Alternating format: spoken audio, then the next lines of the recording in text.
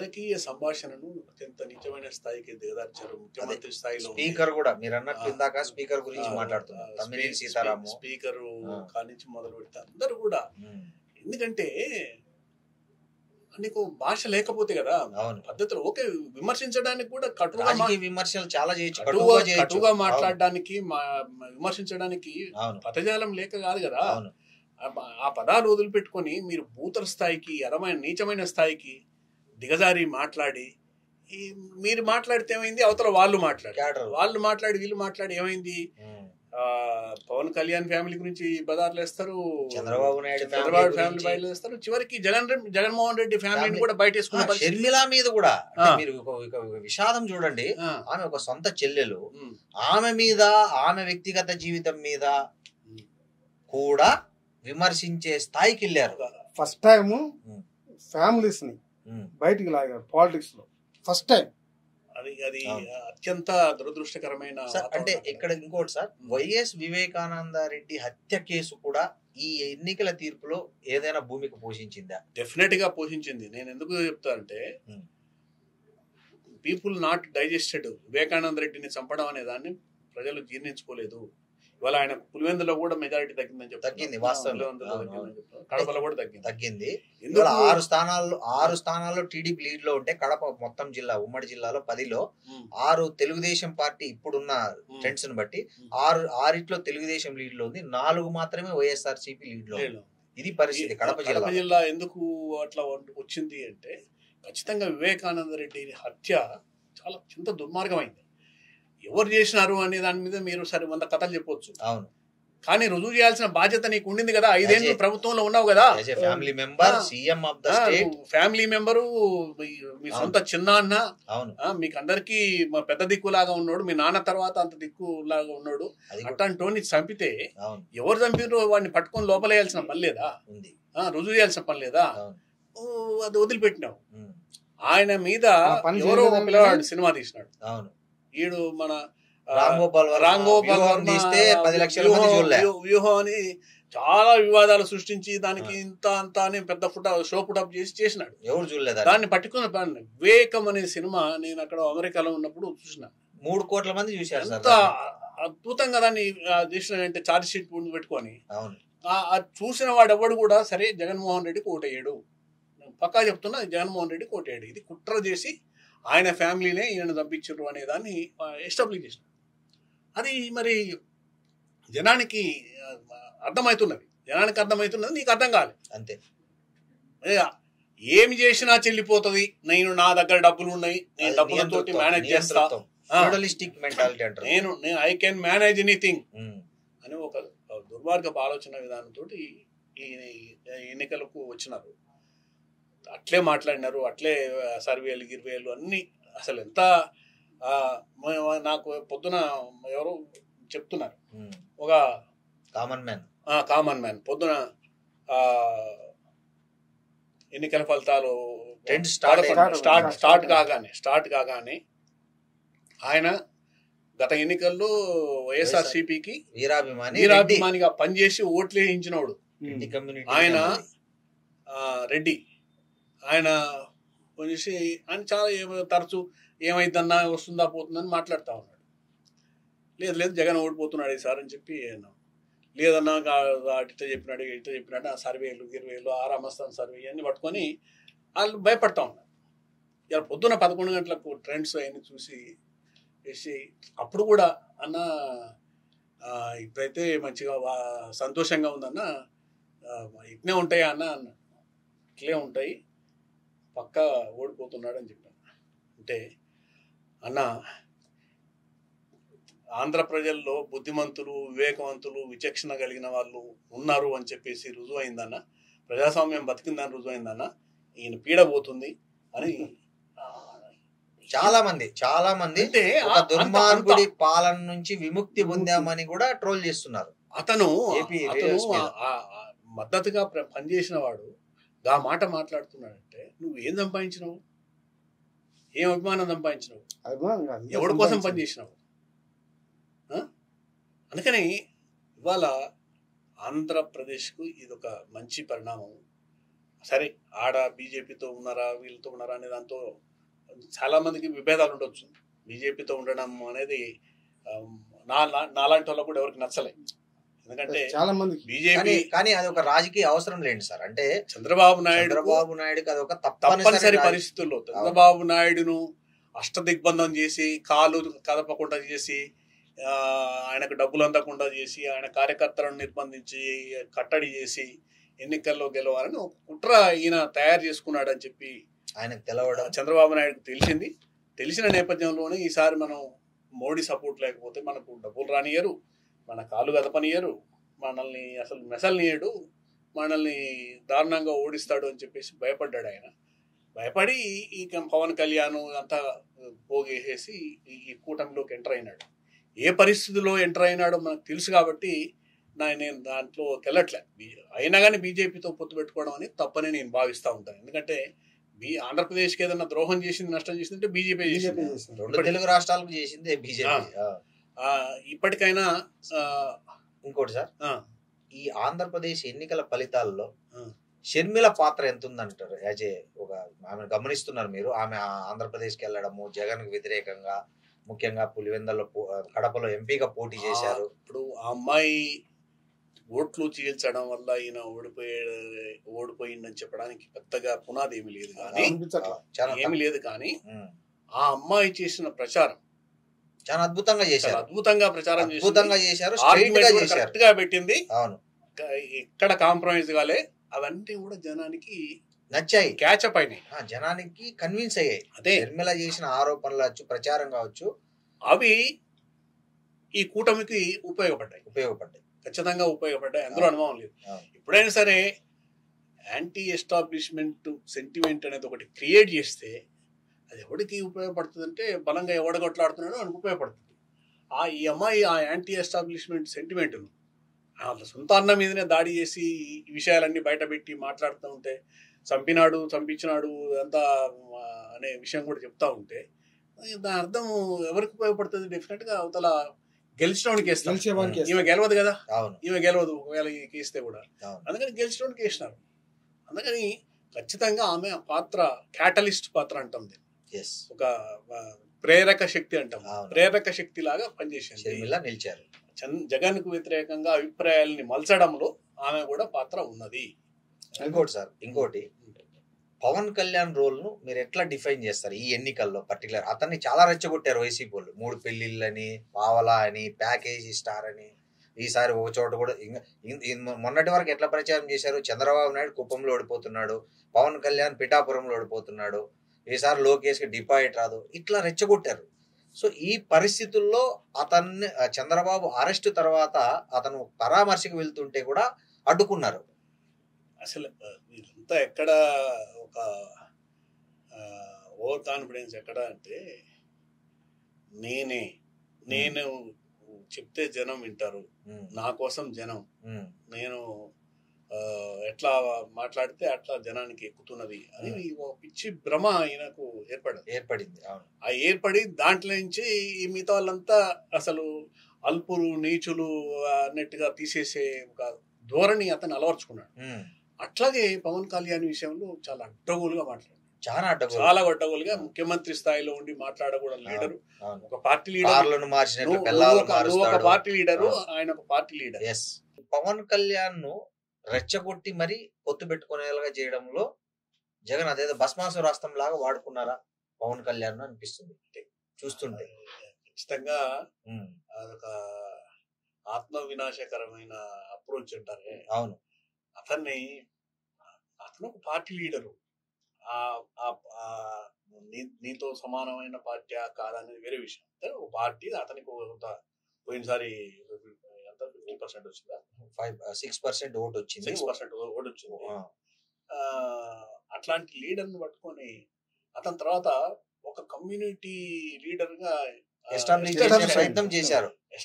Establish star అని, పావలా అని, 3 భార్యలని. వాటికంటే ముందు Pawan Kalyan is a hero, he has some mass following, తర్వాత కమ్యూనిటీ ఫాలోయింగ్ కూడా ఉంది, చాలా కాప్ కమ్యూనిటీ ఫాలోయింగ్ ఉంది.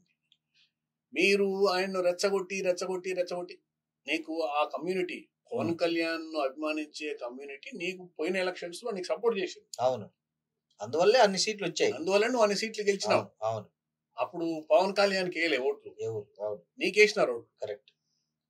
కానీ కాపులను బీసీల్లో చేర్చనని ప్రకటించినా కూడా ఓట్లేశారు కాపులు జగన్. కానీ దాన్ని అడ్వాంటేజ్ గా తీసుకొని నువ్వు ఇష్టం వచ్చినట్టు పవన్ కళ్యాణ్ మీద మాట్లాడి అతని క్యారెక్టర్ అసాసినేషన్ చేయడానికి ప్రయత్నం చేసి ఎన్ని రకాలుగా రెచ్చగొట్టాలని వైజాగ్ పోతే వైజాగ్ లో అడ్డుకునే ప్రయత్నం చేసి పోలీస్ వ్యవస్థను కూడా ఆరగెన్స్.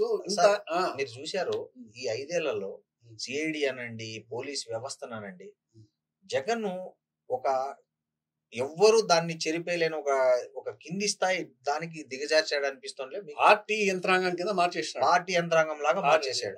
ఫేస్బుక్ లో కామెంట్ పెడితే అరెస్ట్, వాట్సాప్ లో ఫార్వర్డ్ చేస్తే అరెస్ట్, ప్రతిపక్ష నేతలు ప్రెస్ మీట్ పెడితే అరెస్ట్, ఇళ్లకు పోయి అర్ధరాత్రి. చివరికి మనము చంద్రబాబు నాయుడు అరెస్ట్ చూసాము. 74 ఏళ్ల వ్యక్తిని రాత్రి 11 గంటలకు పోయి బస్సు ఎక్కి డోర్లు కొట్టి ఆ టైం నుంచి తీసుకుపోయి ఈ చంద్రబాబు అరెస్ట్ అనేది కూడా ప్రజల్లో చాలా మార్పు కారణమైందంటారు. ఇవన్నీ కూడా ఇవన్నీ సింక్ కావడానికి జగన్ ఎట్లాంటి అంటే అక్కడోడు ఉంటే అందరిని కొట్టి ఒక దగ్గర తెచ్చు, అందరినీ కొట్టి మీరు ఒక్కడ నిలబడండి అని చెప్పి ఒక్క దగ్గరికి చేస్తున్నాడు, జట్టు కట్టేలాగా చేసినాడు. పవన్ కళ్యాణ్ వైజాగ్ పోయినప్పుడు అతన్ని ఇబ్బంది పెట్టి అతనికి చంద్రబాబు సపోర్ట్ లభించేటట్టు చేసినాడు. చంద్రబాబును అరెస్ట్ చేసి లోపల వేసేసి పవన్ కళ్యాణ్ పోయి పరామర్శించేటట్టు చేసినాడు.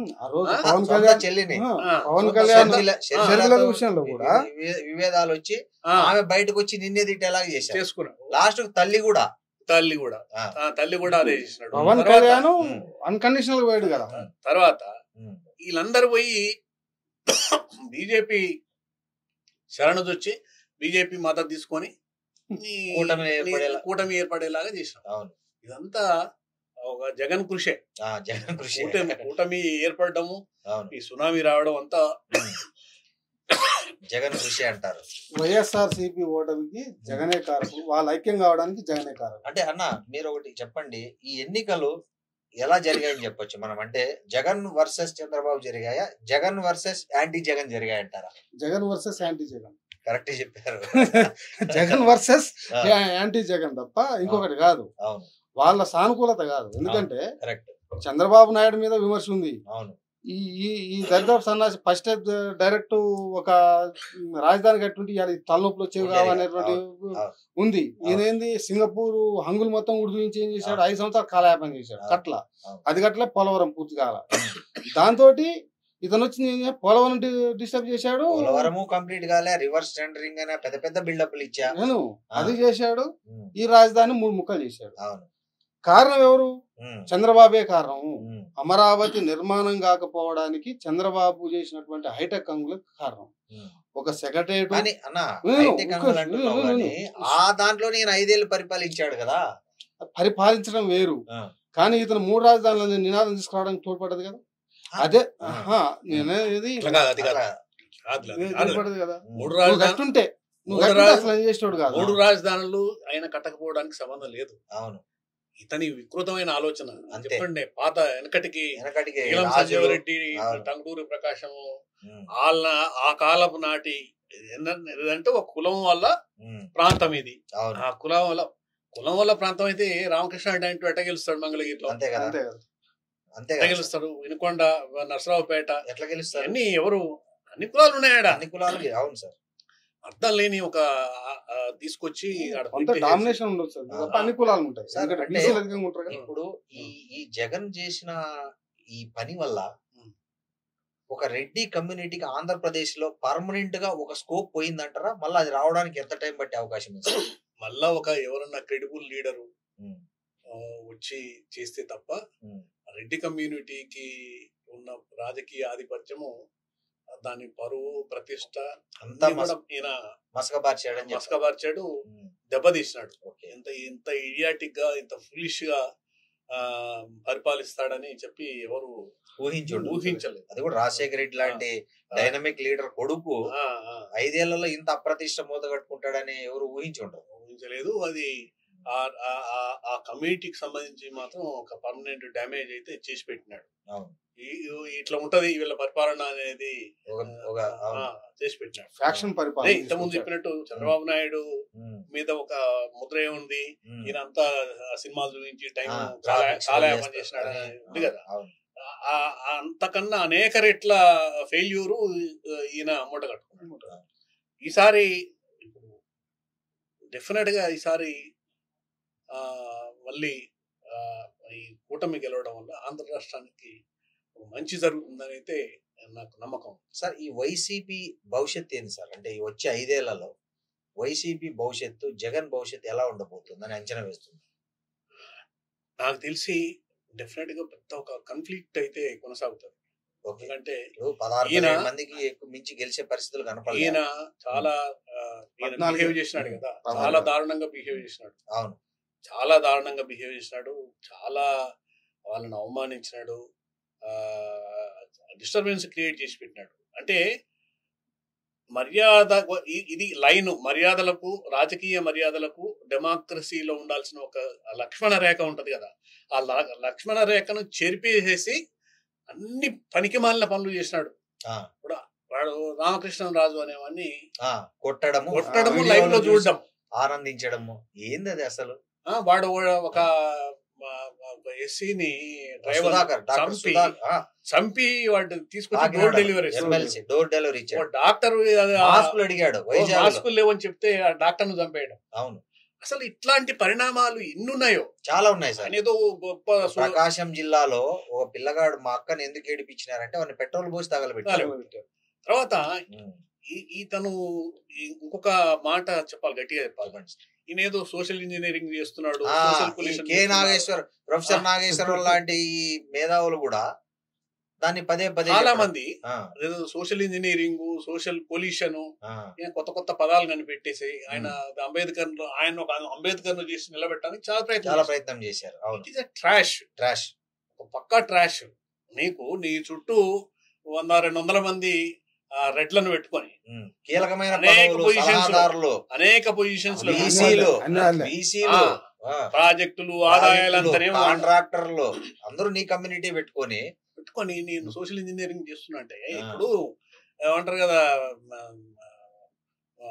గాల్లో పిండి కృష్ణార్పణం లాగా మేకతోలు కప్పుకున్న పులి లాగా అనుకుంటారు కదా. దాని ఇంజనీరింగ్ అన్నారు, సోషల్ ఇంజనీరింగ్ అన్నారు. అది జరగలేదు. అది ఆయన జరుగుంటే గనక మళ్ళా జగన్ ఎప్పటికప్పుడు మేల్కొనేవాడు, కోలుకునేవాడు. ఈ రోజు రీజనబుల్ సీట్లన్నీ వచ్చేటివి, ప్రతిపక్ష హోదా దక్కేది. ఇవాళ చూస్తుంటే జనసేనకు వచ్చిన సీట్లు కూడా రాలే. ఏ పవన్ కళ్యాణ్ అయితే పావలాగాడని, ప్యాకేజ్ అని, పనికిరానోడని తీసి పడేసి హేళన చేశారో, ఇప్పుడు ఆ పార్టీకి వచ్చిన సీట్లు కూడా వచ్చే పరిస్థితి లేదు. చూస్తుంటే ట్రెండ్స్ చూస్తుంటే మనం ఇప్పటి వరకు డెఫినెట్ గా జగన్ రాజకీయ భవిష్యత్తు అంధకారం కాబోతున్నది. అతని కేసులు, అతని మీద బెయిల్ మీద ఉన్నాడు, అతని మీద చాలా కేసులు ఉన్నాయి. అతని గవర్నమెంట్ లో 4 సంవత్సరాల పాటు లిక్కర్ కి సంబంధించి ఈ గవర్నమెంట్ కు చిత్తశుద్ధి ఉండి చేస్తే అసలు మోడీ గవర్నమెంట్ చేసి ఉండాలి. ఎందుకంటే డిజిటల్ యుగం అనేది వచ్చిన తర్వాత క్యాష్ ట్రాన్సాక్షన్ 4 సంవత్సరాల పాటు లిక్కర్ అది కూడా పనికిమాలిన బ్రాండ్లు, అతి పెద్ద లిక్కర్ కుంభకోణం అంటే అది. అసలు జరగని కుంభకోణం ముఖ్యమంత్రిని లోపల పెడతారు, కవిత అనే అమ్మాయి ఏదో మాట్లాడిందని చెప్పి తీసుకుపోయి లోపల పెడతారు. కానీ జరిగిన కుంభకోణాల గురించి, పనికిమాలిన నాసి రకం లిక్కర్ అమ్మి జనం చచ్చిపోతా ఉంటే, ఆడవాడు ఒక అతను ఉండేవాడు కదా, అతను రాకేష్ మాస్టర్, బీర్లు దాగి చచ్చిపోయింది. అవును, చాలా మంది ఇట్లాంటి అక్రమాలకు పాల్పడ్డాడు. ఇవన్నీ బయటకు వస్తే డెఫినెట్ గా అతని భవిష్యత్తు ఇంకా అంధకారం అవుతుంది. ఆయన వెంట ఇప్పుడు ఇంకెవడు మిగలడు. ఎందుకంటే లయాలిటీని ఆయన కల్టివేట్ చేయలే, పార్టీని కల్టివేట్ చేయలే, నాయకత్వాన్ని కల్టివేట్ చేయలే. నాయకత్వం ఎవరితోటి ఒక మమకారం లేదు, ఒక ఆత్మీయత లేదు, వాళ్ళతోటి ఒక ఏమంటారు అమాల్గమేషన్ అనేది జరగలేదు. అసలు అంత ఆర్టిఫిషియల్ వ్యవహారము. మళ్ళీ ఏమనుకుంటాడు, మా అయితే నేను పోయి మళ్ళా ఇంటింటికి పోయి పాదయాత్ర చేసి ముద్దులు పెడితే మళ్ళీ ఏదో వస్తుందని పిచ్చి భ్రమ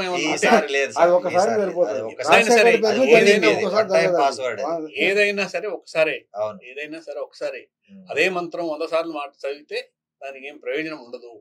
ఖచ్చితంగా అది ఆయన మంత్రం భవిష్యత్తులో పనిచేయకూడదు. ఏ నాయకుడైనా ప్రజల్లో ఉండాలంటే ప్రజల కోసం నువ్వేం చేస్తున్నావో ప్రజలకు కనిపించాలా, ప్రజలకు అందుబాటులో ఉండాలా, ఫస్ట్ నువ్వు ప్రజల్ని గౌరవించాలా. ప్రజలని వాళ్ళు ఓట్లు అమ్ముకునే వాళ్ళు నేను ఓట్లు కొనుక్కునే వాళ్ళ పద్ధతిలో చూసాడు కనుక ఆ ఫలితాలు వచ్చాయని స్పష్టంగా కనిపిస్తాం. Thank you sir, thank you Kotireddy గారు.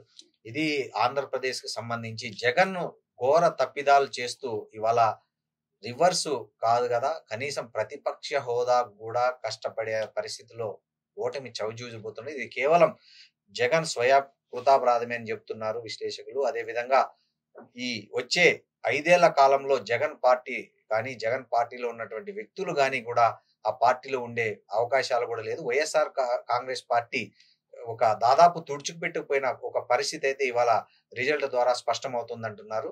Thank you. और एक बार 400 సీట్ల నినాదంతో ఎన్నికల బరిలోకి దిగింది. దాదాపు మామూలుగా ఒక 4 వారాల్లో ముగించాల్సినటువంటి ఎన్నికల ప్రక్రియను 7 వారాల్లో ప్రచారం తీసుకొచ్చింది. అయినప్పటికీ కూడా 300 మార్కు దాటే పరిస్థితి అలా ఎన్డీఏకు కనిపించట్లేదు.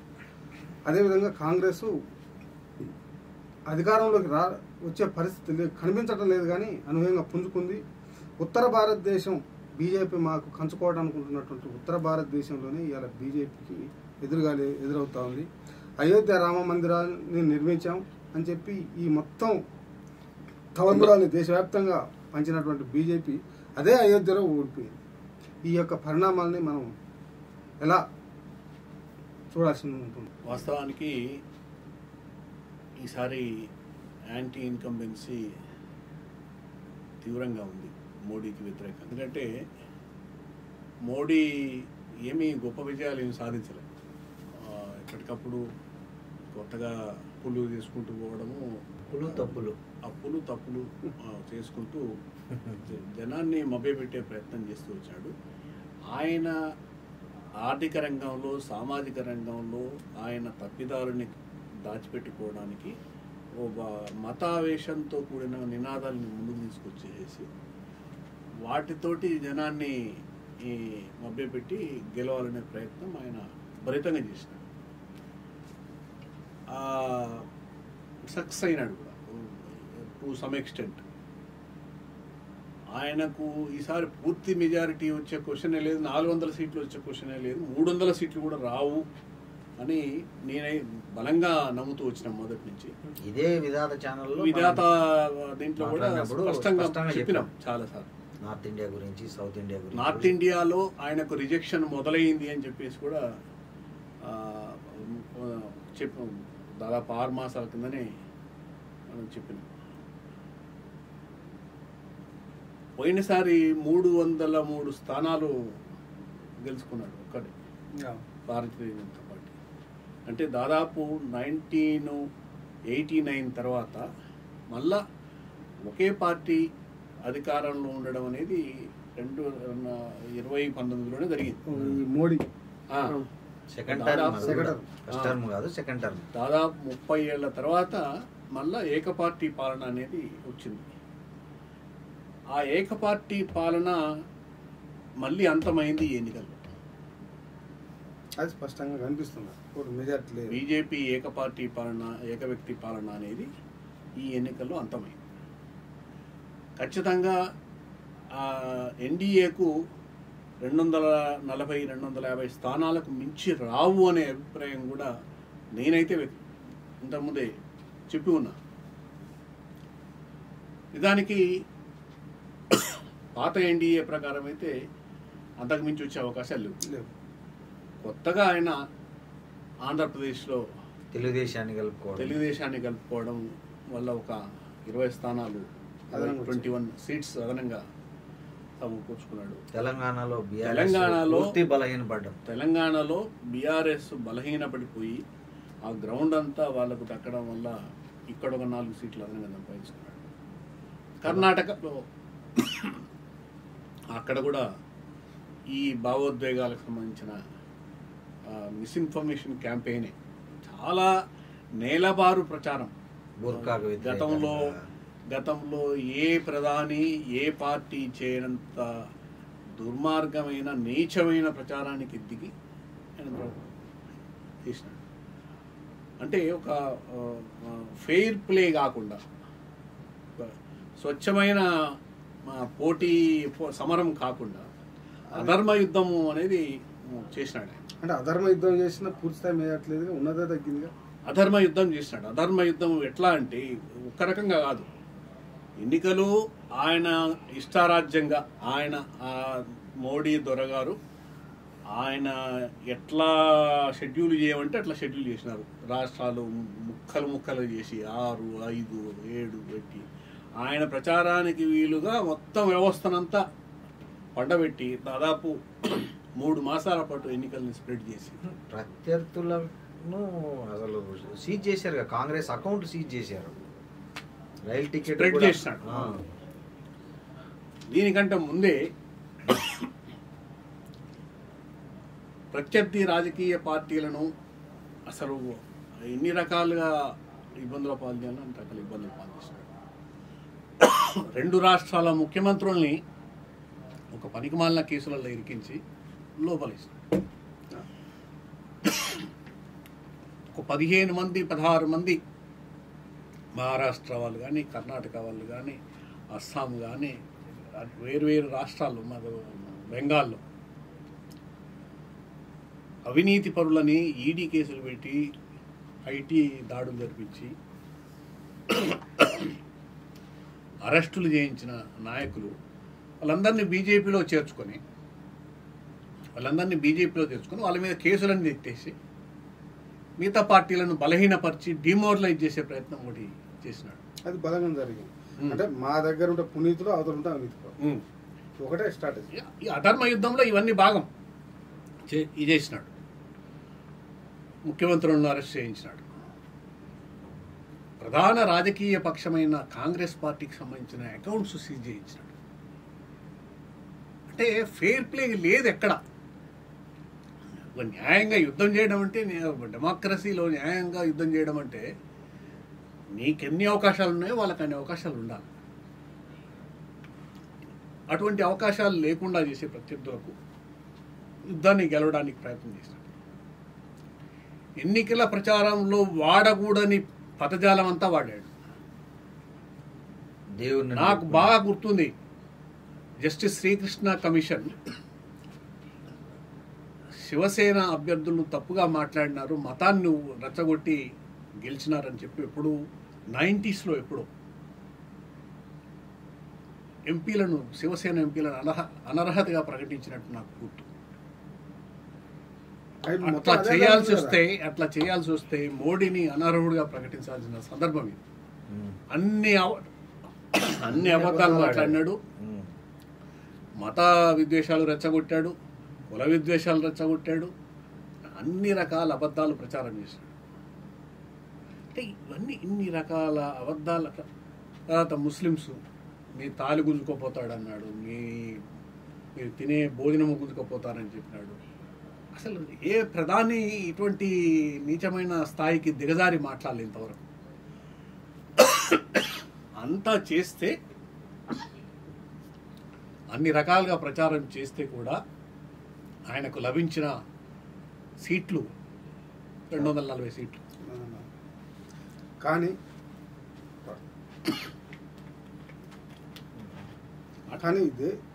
ఈ దేశంలో పెద్ద ఎత్తున స్వాతంత్ర ఉద్యమం జరిగింది.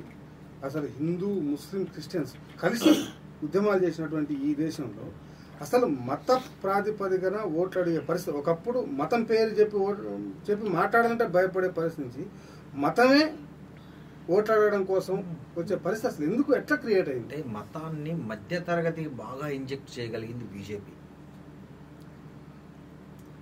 కింది తరగతులకు కూడా బాగా ఇంజెక్ట్ చేయగలిగింది. అంటే దేశంలో ఎన్ని సమస్యలన్నీ, ఎన్ని ప్రభుత్వ పోర్టులు అమ్ముకొని, ప్రభుత్వ ఆస్తులు అమ్మేయని, ప్రైవేటు పరం చేయని, ప్రభుత్వానికి సంబంధించినటువంటి ఏదైతే విలువైన కంపెనీలు ఉన్నాయో అవన్నీ ప్రైవేటైజ్ చేసేయని, కార్పొరేట్లకు లక్షల కోట్ల రూపాయలు వేవ్డ్ ఆఫ్ చేసేయని ఇవన్నీ పక్కన పెట్టేసి మనకు రామాలయం కట్టించినాడా లేదా, అయోధ్యలో రామ మందిరం కట్టించిన గొప్ప వ్యక్తి, తలంబ్రాలు ఇచ్చినాడు, అదేదో మనం తలంబ్రాలు ఇస్తేనే అయోధ్య రాముడు పెళ్లి చేసుకున్నట్లు జనాలకి ఒక ఏమంటారంటే ఒక ఫాల్స్ ప్రాపగండాను బాగా అయోధ్యలో తిరస్కరించారు. కానీ దేశంలో ఏమైంది, మన రాష్ట్రంలో తీసుకుంటే తెలంగాణలోనే ప్రతి ఊరికి ఓ కుండెడు తలంబ్రాలు పంపించి ఆ కుండెడు తలంబ్రాలకు ఇంకొక 10 కుండలు అవి కలిపి ఇంటింటికి పంచడం. ఆర్ఎస్ఎస్ తర్వాత మొత్తం ఈ హిందూ మత సంస్థలన్నీ కలిసి ఒక పెద్ద ఎత్తున ఉద్దేశపూర్వకంగా పకడ్బందీగా ప్రతి ఊరికి వెళ్ళి ఈ పంపిణీ చేసేసి వాళ్ళందరికీ భోజనాలు పెట్టించి బాగా ఒక మత పిచ్చి అనే దాన్ని కల్టివేట్ చేయగలిగినాం. దీనికి ఇంకొక నేపథ్యం కూడా ఉంది. దేశంలో ఇవాళ ఏదో ఉగ్రవాదానికి లేకపోతే ఈ సమస్యలకు అన్ని సమస్యలకు దేశం ఎదుర్కొంటున్న అన్ని సమస్యలకు ముస్లింలే కారణము అనే ఒక అభిప్రాయాన్ని ఈ మధ్యతరగతికి ఎక్కించగలిగినారు. వాడికి డీజిల్ ధర పెంచినారు, పెట్రోల్ ధర పెంచినారు, గ్యాస్ ధర పెంచినారు, సంబంధం లేదు కదా, అవన్నీ వాడు పట్టించుకోడు కాదు, అజెండాలో లేవు, కామన్ మ్యాన్ అజెండా అవన్నీ పట్టించుకోరు. జనానికి ఏంటంటే ముస్లింల వల్లనే ముస్లింలు వాళ్ళకేదో అందరూ దోచిపెడుతున్నారు, ఆ దోచిపెట్టడం వల్లనే మాకు రావాల్సింది రావట్లేదు అని ఒక పిచ్చి భ్రమను మొత్తం సమాజం నమ్మింపజేసినాడు. అంటే ఆ ప్రాపగండా చేయడం వల్ల హిందూ కట్టర్ హిందూ అనే ఫీలింగ్ను డెవలప్ చేయడం వల్ల తన వైఫల్యాలు ఏవైతే మోడీ ప్రభుత్వ వైఫల్యాలు ఉన్నాయో, నోట్ల రద్దు దగ్గర నుంచి కోవిడ్లో కానీ, ఉద్యోగాల కల్పనలో కానీ, పరిశ్రమల స్థాపనలో కానీ, రాష్ట్రాలకు సమన్వయం చేయడంలో కానీ, పేదలకు పథకాలు. ఇప్పుడు ఒక్కటి చెప్పమానండి, ఇప్పుడు యూపీఏ హయాంలో 2 గొప్ప చట్టాలు తెచ్చింది మన్మోహన్ సింగ్ ప్రధాని ఉన్నప్పుడు. ఒకటి పనికి ఆహార పథకం, ఈ రోజుకు అంటే పేద ప్రజలకు సంబంధించి ఈ రోజుకు అది హైలైట్ ఆ పథకం. అదే విధంగా సమాచార హక్కు చట్టం తెచ్చింది కూడా యూపీఏ ప్రభుత్వమే. ఈ 10 ఏళ్ల మోడీ గవర్నమెంట్ లో ఒక్కటి ప్రజలకు లేదా పేదలకు పనికొచ్చే చట్టం ఇగో ఇది తెచ్చినామని ఒక్క బీజేపీ నాయకుడు గర్వంగా చెప్పమనండి. అన్ని కార్పొరేట్లకు సంబంధించిన చట్టాలు. చాలా సంపన్న వర్గాలకు, పారిశ్రామిక వర్గాలకు, సంపన్న వర్గాలకు వాళ్ళ దగ్గర వాళ్ళకు అవసరమని చెప్తున్నారు. అవును, మాకు రుణాలు ఇస్తున్నారు, రుణమాఫీ చేస్తున్నారు, మా పరిశ్రమలకు ఎంకరేజ్ చేస్తున్నారు. కార్మికులు ఎన్ని గంటలైనా పనిచేసే హక్కు కొత్తగా చట్టం తెచ్చింది. కార్మికుల హక్కులు హరిస్తూ కొత్త చట్టాలు తీసుకొచ్చిన గవర్నమెంట్ ఇదే. మోడీ గవర్నమెంట్ తీసుకొచ్చి ఎన్ని గంటలైనా పని చేయించుకోవచ్చు.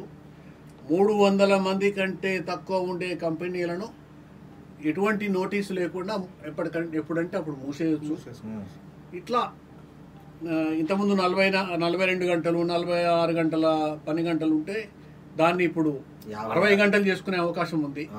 యాజమాన్యం కార్మికులు ఇద్దరు ఇష్టపడితే 60 గంటలు.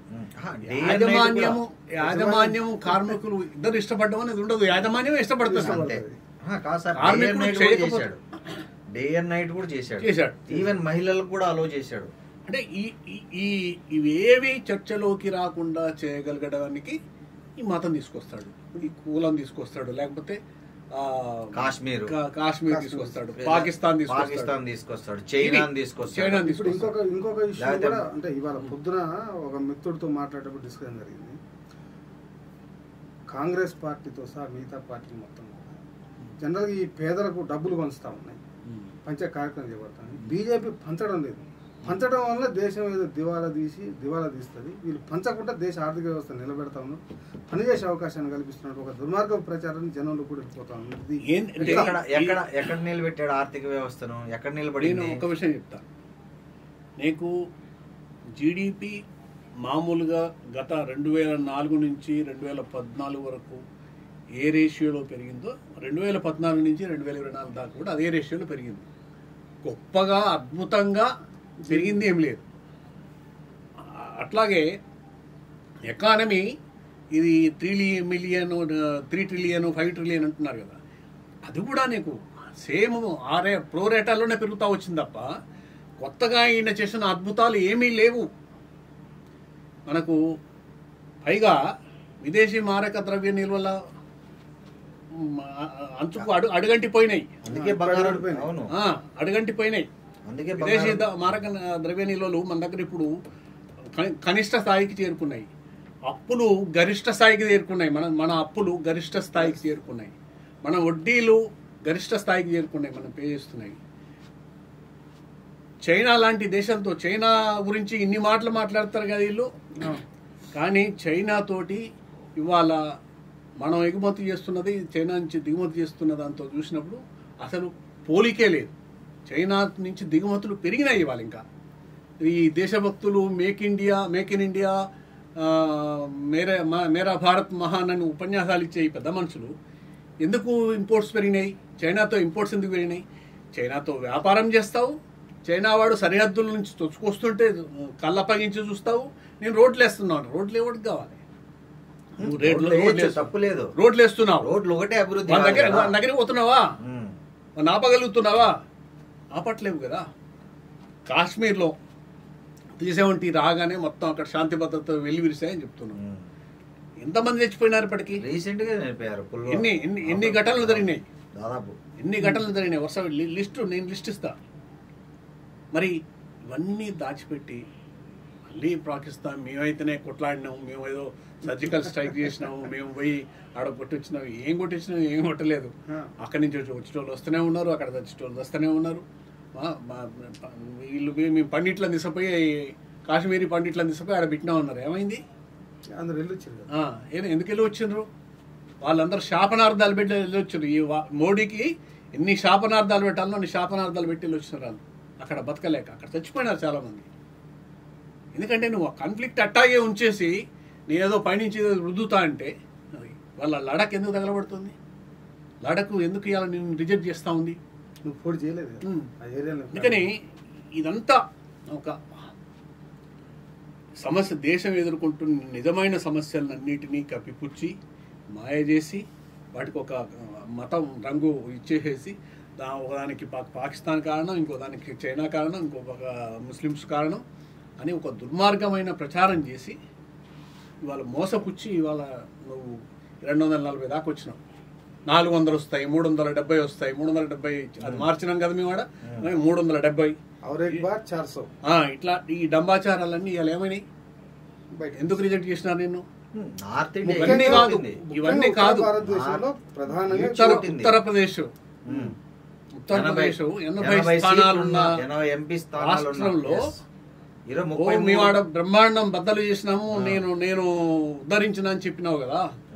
అదే ఉత్తరప్రదేశ్ లో ఇవాళ నేను ఎందుకు ఓడించినాను? ఇద్దరు కేంద్ర ప్రభుత్వం మీదే డబుల్ ఇంజన్ గ్రోత్ ఏమైంది? అక్కడ డబుల్ ఇంజన్ గ్రోత్ అని మాట్లాడతావే, ఏమైంది? ఎందుకు?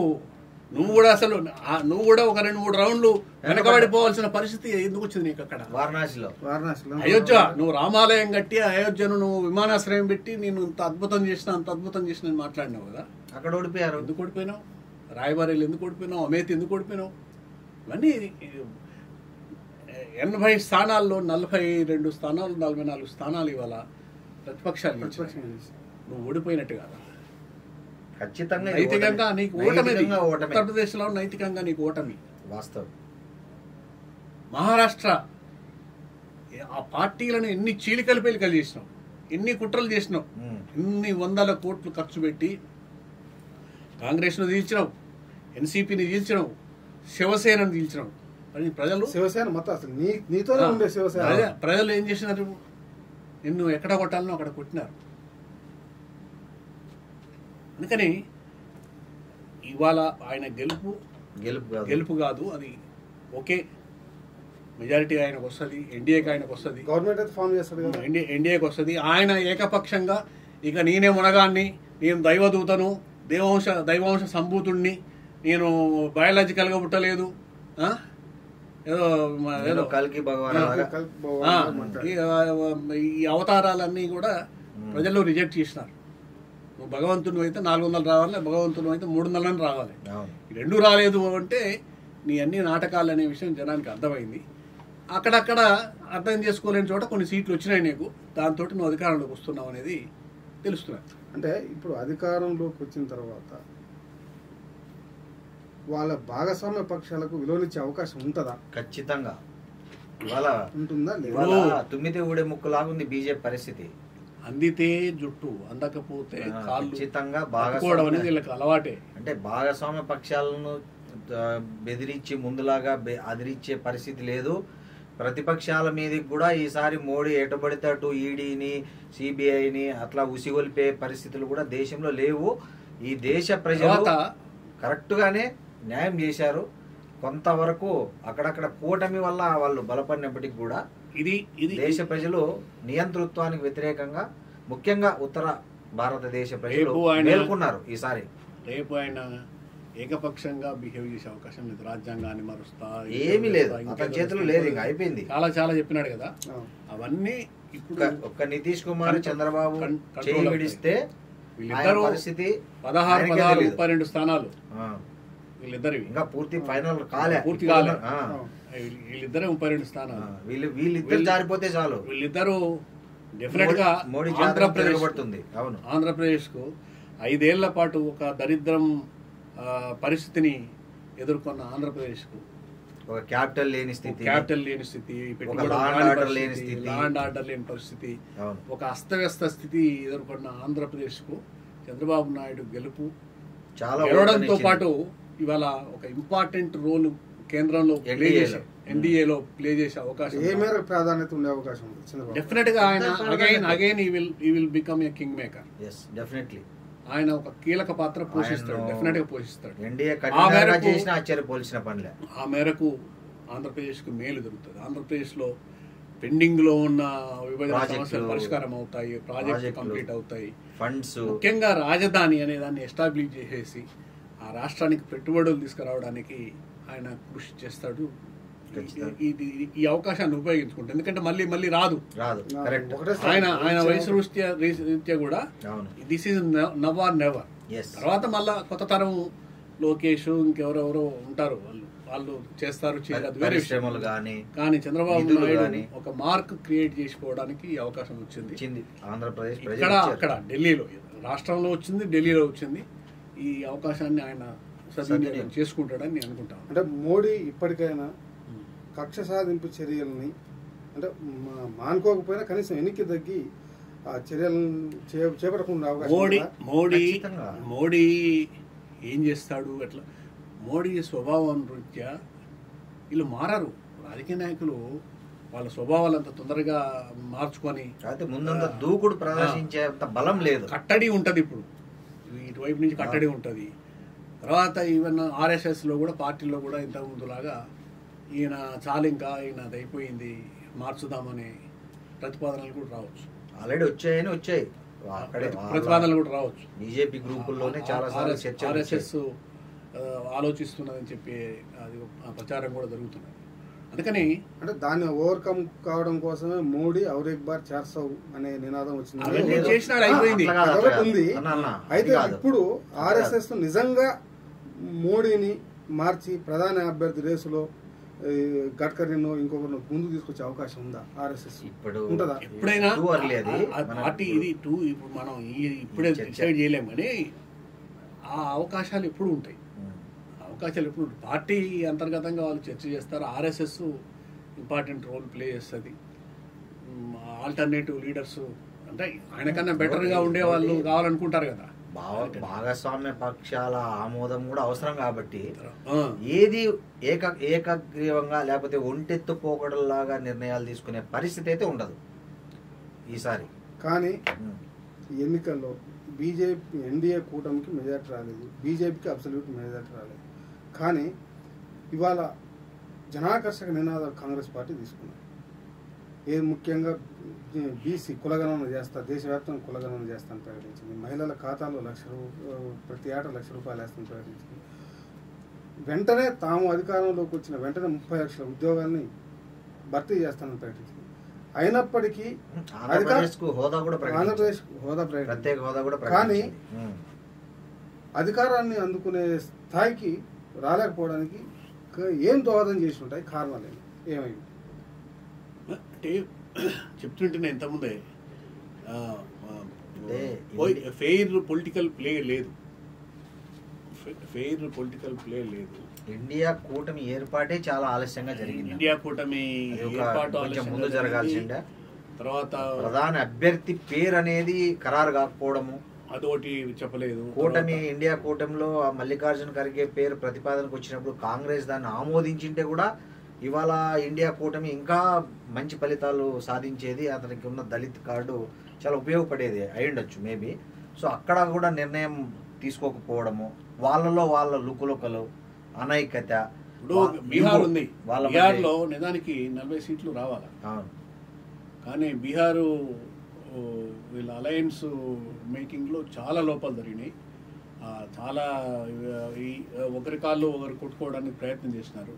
కన్నయ్య కుమార్ లాంటి వాడికి ఇక్కడ సీట్ ఇవ్వడానికి లేదని చెప్పేసి తరిమిస్తే వాడు పోయి ఢిల్లీలో పోటీ చేయాల్సి వచ్చింది. కాంగ్రెస్కు సీట్లు ఇవ్వడానికి చాలా సతాయించినాడు RJD Tejaswi Yadav.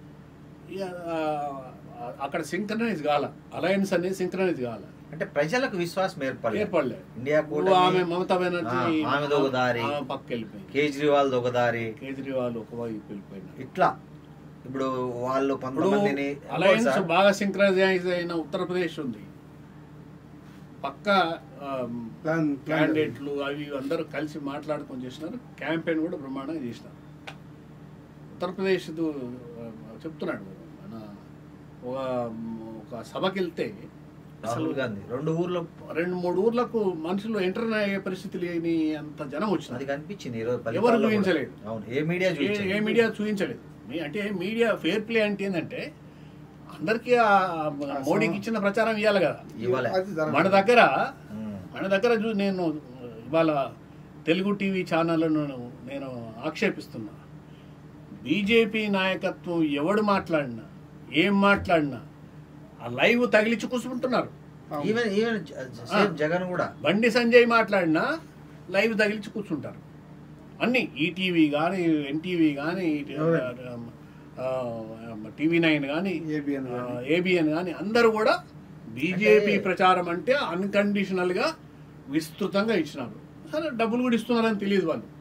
Maybe advertisement రూపంలో ఇస్తున్నారు కావచ్చు, ఏదో లైవ్ కింద అని డబ్బులు వసూలు చేస్తున్నారు. వేరే కాంగ్రెస్ కొంత ప్రచారం లేదు, డబ్బు లేదు, ఎక్కడ లేదు, అధికారం పత్రికల్లో కూడా లేదు. పత్రికల్లో వాళ్ళకి ఇచ్చిన స్పేస్ చూడండి, కాంగ్రెస్కి ఇచ్చిన స్పేస్ చూడండి, అక్కడ పోలికే లేదు. ఫెయిర్ ప్లే జరగలేదు. కాంగ్రెస్ ఇండియా కూటమి నినాదాలు జనంలోకి పూర్తి స్థాయిలో పోలేదు. ఆ నమ్మకం కలిగించలేకపోయినారు. ఒకటి, ప్రధాని అభ్యర్థి ఫలానావాడు అవుతాడు అని చెప్పి చెప్పలేకపోవడం, ఆ కూటమిని అన్ని రాష్ట్రాల్లో ఒక సింక్ చేయలేకపోవడం, సింక్రనైజ్ చేసేసి ఒక గట్టిగా జట్టు కట్టలేకపోవడం అనేది జరిగింది. దాని నష్టం అన్ని చోట్ల కనపడుతుంది. ఇంకోటి వాళ్ళకు కూడా ఈగోకి వెళ్ళారు కూటమిలో. ఇప్పుడు చంద్రబాబు రమ్మని ఆహ్వానించలే, కేసీఆర్ని రమ్మని ఆహ్వానించలే, జగన్ను రమ్మని ఆహ్వానించలే. ఇట్లా వాళ్ళు చాలా అంటే రీజనల్ పార్టీస్ను కన్సల్ట్ చేయడంలో కూడా ఇండియా కూటమి చాలా మీనమేషాలు లెక్కిస్తూ కాలం గడిపేసింది. ఇది కూడా ఒకటి. అంటే ఇప్పుడు ఈ సపోజ్ అప్పుడు చంద్రబాబు ఉన్న పరిస్థితుల్లో మోడీకి అతనికి చాలా గ్యాప్ ఉండే. ఆ టైంలో వాళ్ళు అప్రోచ్ అయ్యి ఉంటే అదే చంద్రబాబు నాయుడు ఈరోజు ఇండియా కూటమిలో ఉండి ఉండొచ్చు కదా. ఈరోజు పరిస్థితి ఎలా ఉండేది? రీజనల్ పార్టీలను అప్రోచ్ కావడంలో కూడా ఇండియా కూటమి సరిగ్గా వ్యవహరించలేదనేది నా అభిప్రాయం. అది కూడా ఒక మైనస్.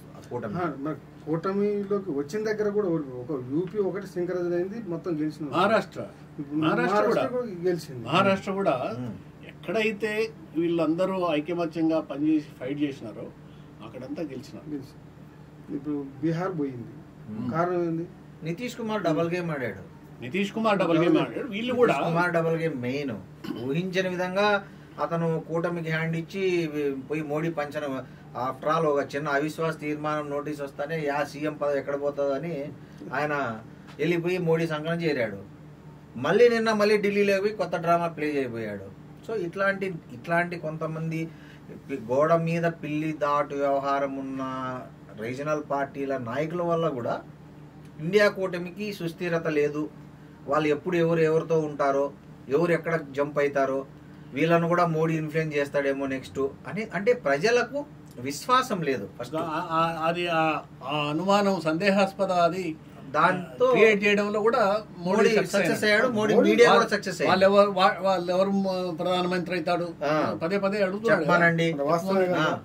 ఇప్పుడు ప్రధానమంత్రి అభ్యర్థిని ప్రకటించాలి లేదు, దళితుల్ని ప్రకటించు లేదు అంటున్నా. కలిగితే అది నిజంగా కూడా బలం చేకూర్చేదేమో. అవును, అది. సో ఈ రాహుల్ గాంధీ దేశవ్యాప్తంగా పాదయాత్ర, జోడో యాత్ర చేసి కాంగ్రెస్లో ఒక రకమైనటువంటి చలనం తెచ్చి ప్రజల దృష్టిని ఆకర్షించి అతను చేయగలిగినంత చేసినప్పటికీ ఏంటంటే వీళ్ళు చాలా ఆలస్యంగా మొదలుపెట్టారు గేమ్. ఇండియా కూటమి వాళ్ళు ఎన్డీఏ అనేది చాలా ముందుగా, చాలా పకడ్బందీగా తనకున్న అధికారాలను బీజేపీ ఇట్ సెల్ఫ్ ఈ కర్ణాటక 3 రాష్ట్రాల ఎన్నికల తర్వాత బీజేపీ పూర్తి స్థాయిలో అలర్ట్ అయిపోయి గేమ్ స్టార్ట్ చేసింది. వీళ్ళు ఇంకా లేట్ చేయడం వచ్చారు. అదే ఏమంటారు, early bird can catch the ఇది ఉంది కదా, అట్లా వాళ్ళకి ఈ కాస్త స్వల్ప ఆధిక్యత. ఇప్పుడు మనం ఇతరుల సీట్లు కూడా కలుపుకుంటే ఇప్పుడు కాంగ్రెస్ ప్లస్ 195 ఉన్నాయి, అది అంటే 250.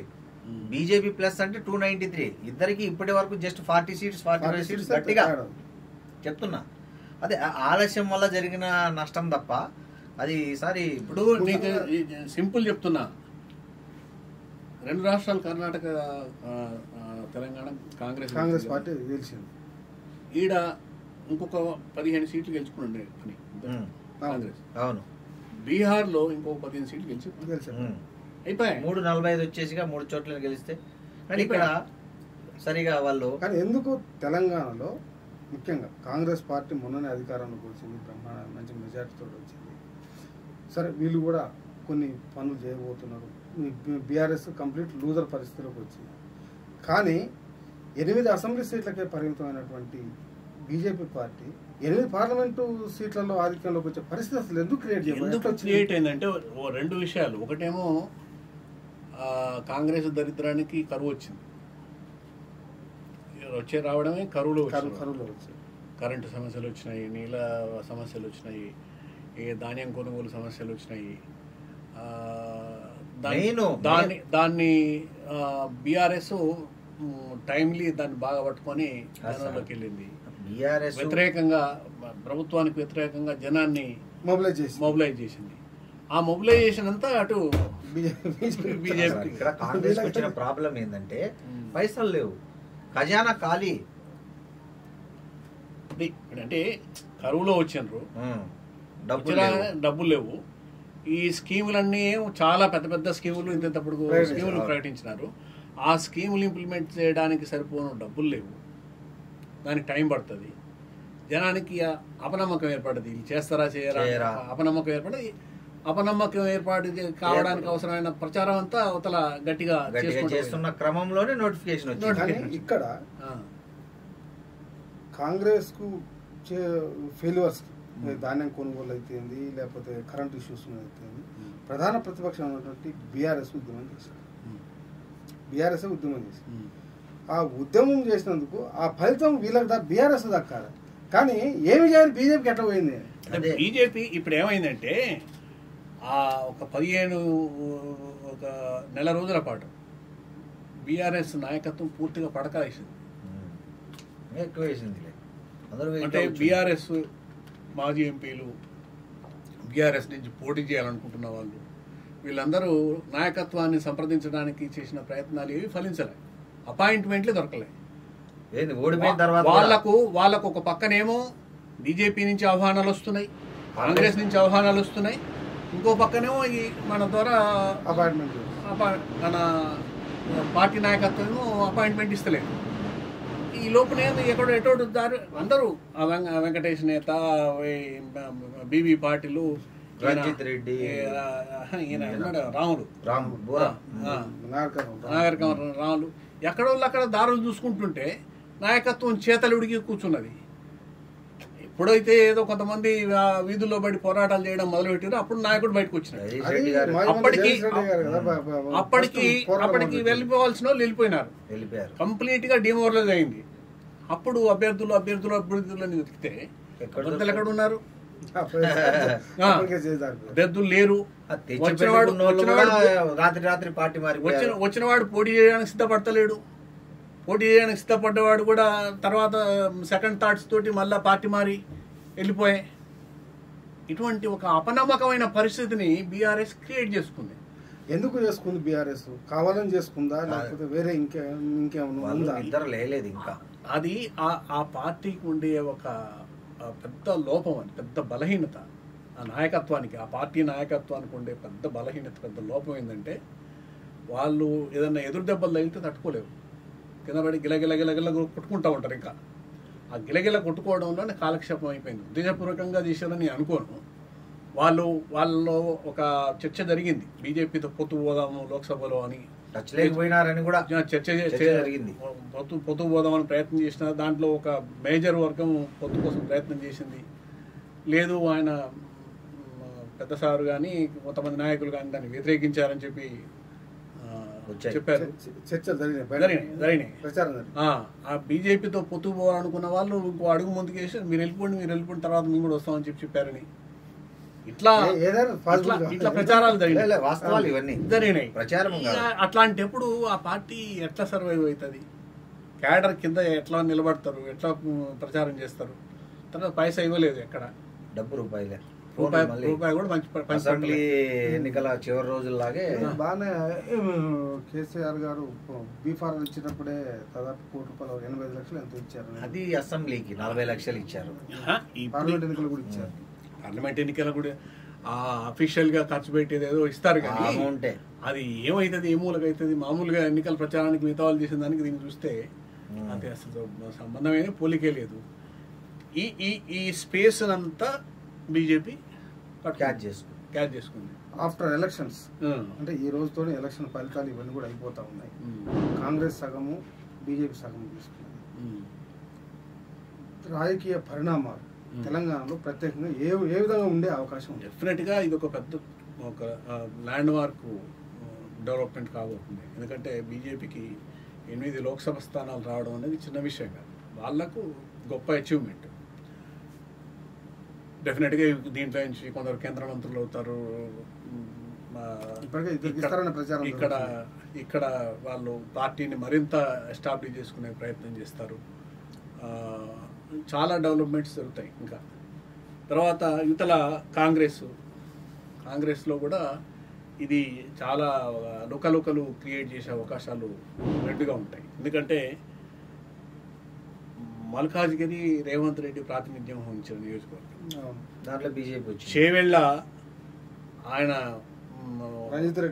జిల్లా రంగారెడ్డి జిల్లా, వికారాబాద్ రంగారెడ్డి జిల్లా సీఎం జిల్లా కింద లెక్క. సీఎం జిల్లా, సీఎం నియోజకవర్గం రెండు ఉన్నాయి అక్కడ. మహబూబ్ నగర్ కూడా, మహబూబ్ నగరు, చేవెళ్ళ, మల్కాజ్గిరి ఈ 3 ఓడిపోవడం అనేది రేవంత్ రెడ్డి గారికి చాలా సెట్ బ్యాక్. ఎమ్మెల్సీ కూడా సార్, ఎమ్మెల్సీ అనేది పెద్ద ఇష్యూ కాదు. ఈ 3 లోక్సభ స్థానాలు ఓడిపోవడం అనేది రాజకీయంగా ఆయనకు చాలా పెద్ద సెట్ బ్యాక్, చాలా నష్టం జరగబోతుంది. అది ఆయన దాన్ని ఎట్లా ఎదుర్కొంటారు, ఎట్లా చేస్తారు అనే దాని మీద ఆధారపడి ఉంటుంది. ఇది మహబూబ్ నగరు, చేవెళ్ళ అయితే ఓడిపోతారని ఊహించలేను నేనైతే. మల్కాజ్గిరి ఓడిపోతున్నారని అర్థమవుతుంది. ఎందుకంటే అసలు ఆ ప్రాంతానికి సంబంధం లేని క్యాండిడేట్ తీసుకుపోయి ఆడ పెట్టినారు, అప్పుడే అయిపోయింది అనుకున్నాం. క్యాండిడేట్ డిసైడ్ అప్పుడే అయిపోయింది అనేది ప్రచారం. మహబూబ్ నగర్లో ఆ క్యాండిడేట్ కొంచెం యాటిట్యూడ్ ప్రదర్శిస్తున్నాడు, జనంతో మింగిల్ కావట్లేదు అని చెప్తున్నప్పటికీ పార్టీ ఓవర్వెల్మింగ్గా అన్ని లోక్సభ అసెంబ్లీ స్థానాలు గెలిచినప్పుడు ఎట్లా ఓడిపోతారులే అని చెప్పి అనుకున్నాం. కానీ కాంగ్రెస్లో కూడా అక్కడ ఆమెకు అరుణ గారికి సపోర్ట్ చేశారని కాంగ్రెస్ నుంచే మద్దతు దొరికింది. కాంగ్రెస్ నుంచి మద్దతు లభించింది, బీఆర్ఎస్ నుంచి మద్దతు లభించింది. చాలా చోట్ల బీఆర్ఎస్ నుంచి బీజేపీకి ఓట్లు షిఫ్ట్ అయ్యాయి. ఇప్పుడు దాదాపు 17 స్థానాల్లో 2 చోట్ల మాత్రమే బీజేపీ రెండో స్థానం, బీఆర్ఎస్ రెండో స్థానంలో ఉంది. 15 చోట్ల బీజేపీ గెలవడన్నా గెలిచింది, లేదా సెకండ్ ప్లేస్. ఇది ఈ బీజేపీకి శరాఘాతం, ఇది కోలుకోలేని దెబ్బ బీఆర్ఎస్. దీన్ని ఎట్లా ఈ పరిస్థితి నుంచి ఎట్లా బయటపడుతుంది అనేది కాలము చెప్పాల్సిందే. ఓటింగ్ పర్సెంటేజ్ చూస్తే కూడా 40% ఓట్లు కాంగ్రెస్కి వచ్చినాయి, 36% బీజేపీకి వచ్చినట్టున్నాయి. వీళ్ళది 15%, 16%. ఇట్స్ అన్అజ్యూమింగ్, ఎవరు ఊహించని అది పరిణామం. అంటే ఈ పరిణామాల తర్వాత రాష్ట్రంలో బీఆర్ఎస్ పార్టీ నామమాత్రంగా మిగిలే ప్రమాదం ఉందా, అవకాశం ఉందా? అంతే, ఇది ఖచ్చితంగా ఇక్కడితో అంతమవుతుందని చెప్పడానికి ఏమీ లేదు. అంటే కేసీఆర్ నాయకత్వాన్ని అంత ఈజీగా తీసేయడానికి లేదు. కేసీఆర్ చాలా సార్లు ఇట్లా కింద పడి పైకి లేచిన సందర్భాలు ఉన్నాయి. వాడుకోవడం దిట్ట ఆయన, ఫీనిక్స్ లాంటి వాడు అనేది ఉంది. కాకపోతే ఆయన నినాదాలన్నీ పాత పడిపోయినాయి, ఆయుధాలన్నీ తుప్పు పట్టిపోయినాయి. కొత్త ఆయుధాలు తీయాలి, తీసి నిలబడేంత ఓపిక ఉందా, కొట్లాడేంత ఓపిక ఉందా అనేది కాలము చెప్తుంది. ఆయన గట్టిగా నిలబడి మళ్ళీ ఒకసారి పోరాటం చేస్తే వెంటనే కాకపోయినా 4 రోజులకైనా సరే ఆ పార్టీ లేచే అవకాశం ఉంది. ఆయన ఇంకొక లోపం ఏం చేసిండు, పార్టీ యంత్రాంగం అనేది లేకుండా చేసిండు. అసలు పార్టీ కమిటీలే వేయలేదు. ఎక్కడ పార్టీ కమిటీలు ఉన్నాయి? ఆడ పార్టీ కమిటీల్లో ఆఫీసులు కట్టేసుకున్నాడు, ఆస్తులు క్రియేట్ చేసినాడు పార్టీకి, కానీ వ్యవస్థలు క్రియేట్ చేయలే, పార్టీకి ఒక నిర్మాణం క్రియేట్ చేయలే. టీడీపీకి ఉన్న నిర్మాణం కూడా లేదు. ఇవాళ కూడా టీడీపీకి కమిటెడ్ కార్యకర్తలు ఏడమైనా 10 మంది తయారయ్యి వస్తారు. కానీ టీఆర్ఎస్కు నీకు అంత లాయల్గా పనిచేసేటోళ్ళు ఎందుకు లేరు, ఎందుకు రావట్లేదు, ఎందుకు తయారు చేసుకోలేదు? 14 సంవత్సరాలు ఉద్యమం చేసింది. ఉద్యమానికి ముందు నువ్వు పాఠాలు పొలిటికల్ క్లాసులు పెట్టి ట్రైనింగ్ పెట్టి ఇవన్నీ చేసినావు. ఉద్యమం అధికారంలోకి రాగానే కూడా చేసినారు. ఆ తర్వాత ఎందుకు వదిలేసినారు దాన్ని? అసలు నిర్మాణం అనేది ఎందుకు లేదు అంటే ఇంతకుముందు చెప్తున్నాయిగా, ఓ పనికి వాళ్ళ గురువులు ఉన్నారు కదా, ఆ గురువులు చెప్పినారు మన ఏది జయలలిత మార్గమే మన మార్గం. మనం వేస్తే అడుగు, మన కదిలితే అడుగు, మన దారిలో మన రకంగా రావాలి, అంతే. That's it. ఇంకెవడికి ఇండివిజువాలిటీ లేదు, ఉండకూడదు. ఆ బాట స్వీకరించాడు. ఆ బాట స్వీకరించిన తర్వాత పార్టీ ఏంది, వ్యవస్థలు ఏంది, ఎవడేంది, మొత్తం మనం కదా డిసైడ్ చేసేది అని నిర్ణయం కూర్చోడు. ఈయన అదే దారి తీసుకున్నాడు, ఆయన అదే దారి తీసుకున్నాడు. ఇవాళ పార్టీ అనేది లేకుండా పోయింది, అక్కడ పోయింది, ఇక్కడ పోయింది. దాన్ని ఎట్లా నిర్మాణం చేసుకుంటారు అనే దాని మీద ఆధారపడి ఉంటుంది భవిష్యత్తు. ఇప్పుడు దేశంలో ఎన్డీఏ అధికారంలోకి వస్తుంది, అంటే కోటాకోటి మెజార్టీతోనైనా. బీజేపీ పార్టీకి తన అధికారంలోకి వచ్చిన తర్వాత ప్రతిపక్షంలో ఉన్నటువంటి రాష్ట్ర ప్రభుత్వాన్ని కూల్చే సాంప్రదాయం ఉంది, ఎందుకంటే మనం చూసుకుంటూ వచ్చాం. అట్లా ఇక్కడ కేవలం పులి మీద 5 సీట్లు 6 సీట్లు ఉన్నాయి, అంటే 65 సీట్లు తను గెలిచింది, 1-2 దాంట్లో చేరారు. ఇక్కడ కూడా కాంగ్రెస్ పార్టీని చీల్చో లేకపోతే బీఆర్ఎస్ పార్టీలో ఉన్న వాళ్ళని దగ్గర తీసుకొని బీజేపీ ఇక్కడ ప్రభుత్వాన్ని కూల్చే కుట్రలకు తెరదీసే అవకాశం, ఆ ప్రమాదాలు ఏమైనా ఉంటాయా? ఉంటుంది, డెఫినెట్గా ఉంటుంది. బీజేపీ ఆ ధోరణి ఏం మారదు. బీజేపీ ఆ ప్రయత్నాలన్నీ చేస్తుంది. వాళ్ళకేమీ నీతి లేదు, ఇది తప్పు ఇది ఒప్పు అని మాట్లాడుకునే నీతి ఏమి లేదు వాళ్ళకి. అలాగే కాదు, ఏ పార్టీకి లేదు. ఏ పార్టీకి లేకుండా చేసినారు, అందరూ కలిసి చేసినారు. ఒకప్పుడు కాంగ్రెస్ కూడా చేసింది, కానీ కాంగ్రెస్ కొంచెం భయపడేది, సిగ్గు ఎగ్గు, అంటే దొంగతనం చేసేటప్పుడు కూడా వీడు వాడేమైనా చూస్తాడేమో అనే ఒక ఆ సిగ్గు ఎగ్గు ఉండేది. వీళ్ళకి ఎవరికి ఆ సిగ్గు ఎగ్గు లేదు. న్యూక్లియర్ దాని మీద బిల్ అప్పుడు ఇక్కడ కొనింది కాంగ్రెసే కదా. ఇప్పుడు ఇక్కడున్న మల్లు రవి కావచ్చు, మంద జగన్నాథ్ కావచ్చు, ఆయన ఆదికేశ్వర నాయుడు తిరుపతిలో, వీళ్ళందరినీ కొనేప్పుడు అందుకని వాళ్ళు చేసినారు. వాళ్ళు పరిమితంగా అవసరం పడ్డాడు. పివి నరసింహారావు జయమే మూలంగా ఉన్నాడు కొన్నట్లు. వీళ్ళేమో అసలు దాని పతాక తీసుకెళ్ళారు. వీళ్ళేమో అట్లా కనిపించినట్టు చేద్దామని ప్రయత్నం చేసేవాళ్ళు. వీళ్ళేమో దాన్ని పీక్స్కి తీసుకెళ్ళినారు. ఈ రాజకీయ అవినీతి అనే దాన్ని అసలు నా ఉద్దేశం అయితే ఒక స్టాక్ మార్కెట్ లాగా పెట్టి అమ్ముడు పోవడం సిద్ధంగా ఉన్నామని ఎమ్మెల్యేలు ప్రకటించుకోవాలి. ఎవరికి అవసరం ఉంటే వాడు కొనుక్కోవాలి. అంత దారుణమైన నీచమైన పరిస్థితిని మన రాష్ట్రం తీసుకొచ్చింది, ఆంధ్రప్రదేశ్ తీసుకొచ్చింది. చాలా రాష్ట్రాల్లో దాదాపు బీజేపీ 10 సంవత్సరాల కాలంలో నరేంద్ర మోడీ నాయకత్వంలో బీజేపీ ఇతర పార్టీల నుంచి కొనుగోలు చేసిన ఎంపీల సంఖ్య 225 దాటిందంట. అది పరిస్థితి. అందుకని రేపు చేయడని గ్యారంటీ ఏం లేదు. ఆయన బీజేపీని చీల్చగలడు, కాంగ్రెస్ను చీల్చగలడు, అందరినీ పోగేసి గవర్నమెంట్ ఫామ్ చేయగలడు. మహారాష్ట్రలో చేసింది ఎందుకు చేయలేడు? అదే తప్పు పని. జనం చీకొట్టింది. ఇవాళ జనం చీకొట్టారు. ఏది ఇట్లాంటి పిచ్చి పనులు చేసినందుకు జనం చీకొట్టినారు. కానీ మరి బీహార్లో ఏం కాలేగా. బీహార్లో ఏం కాలే. బీహార్లో నేను తీసుకున్నారు నుంచి అటు నుంచి దూకితే మళ్ళీ గెలిపించారు. ఏం కాలే.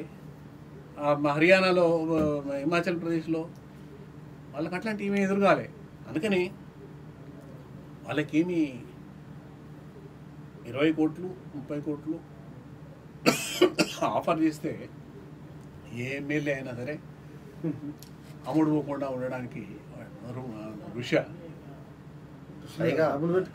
ఎన్నికల్లో ఖర్చు పెట్టి కోట్లు ప్రజలకు పంచిపెట్టి ఖర్చు పెట్టి ఎట్లా పూడ్చుకోవాలి? వాళ్ళు మాత్రం లోటు అది పూడ్చుకోవాలి. అది ఖచ్చితంగా మనం ఒక దుర్మార్గమైన దారిలో ప్రయాణం చేస్తున్నాము.